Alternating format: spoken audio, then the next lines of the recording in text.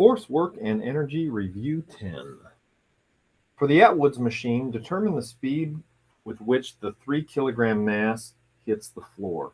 Here again, we have not yet met pulleys that have friction, that have specific radii, have specific masses, and so we are assuming that this is a massless pulley and there is no friction, which means I think we can conserve mechanical energy.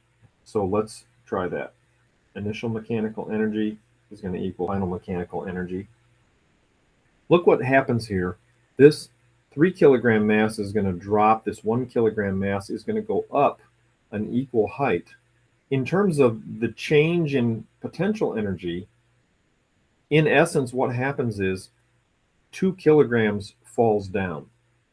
That's the net, because 3 kilograms falls down and 1 goes up. So basically, if we go m times g times h, the h is given as 6.4, where there's the change in potential energy, and that needs to equal the change in kinetic energy. Well, there's no kinetic energy initially, so we're going to have to go 1/2 mv squared, and it's the entire m that's moving. Both the 3 and the 1 kilogram masses will be moving at the same speed, won't they?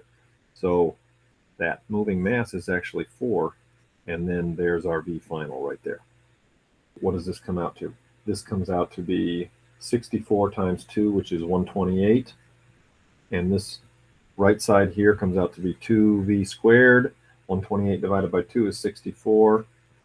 I think we get a v of 8 meters per second. That's the speed that both of those masses will be moving when the 3 kilogram mass hits the floor. Let's try another one. A potential energy versus position function for a 2 kilogram mass. Determine the mass's acceleration. How do we do that?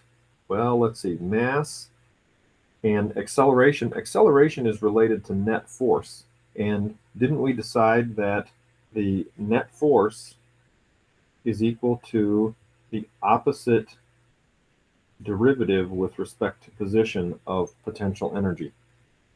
So I think then that the net force, we just need to take the derivative here. Now, when it's a case like this with a negative derivative, I like to just take the derivative and then I change the sign of everything after that. Let's do that. If I take the derivative of that, it's going to be, that's the derivative, but the net force is the negative derivative. So now we have to change all these signs. This one needs to become positive. That one needs to become negative. At x equals 2 meters, if I put 2 in here now, that's 12 minus 6. So the net force will be 6 newtons. And the mass is 2 kilograms. Net force is equal to mass times the acceleration. Is this right? 3 meters per second squared. How's that? Part 2. Determine the position at which there is 0 force on the mass. When there's 0 force, that means that this expression should equal 0, right? The force with respect to position, we said that the equation for that, we just figured, was 6x minus 6. So if there's no force, then the left side here needs to be 0. What does x need to be for the net force to be 0? You can do that in your head, can't you? At position 1 meter, there's no force on this thing. All right, now, is that a point of stable or unstable equilibrium? Here's the answer. It is an unstable equilibrium point. And there are a couple of ways that you could rationalize this.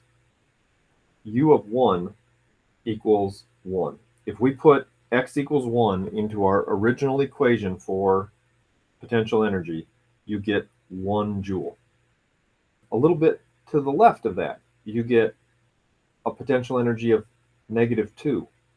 A little bit to the right of that, you get a potential energy of -2. So in other words, if we're graphing this at x equals 1, watch my pen here, at x equals 1, the potential energy has a value of 1. So here's our position, here's our potential energy like this, and there's x equals 1. At At x equals 0, the potential energy is -2, which is down here. Actually, I should put the axis right there. Let me scribble that off. All right, we're doing a little bit of teaching on the fly here. At x equals 2, the potential energy is also -2, which means the function does something like this, whop, right there. Now, is that point right there, is that a point of stable or unstable equilibrium? Whew, unstable, big time. So that's one answer. If you're into calculus, you could do the second derivative, which comes out to be -6. And that means that the curve is concave downward, meaning that x equals 1 represents a maximum. It is definitely the top of the hill. It's the top of that whole curve, and therefore it's an unstable equilibrium point. There was a little bit that went into that, but I hope you could follow.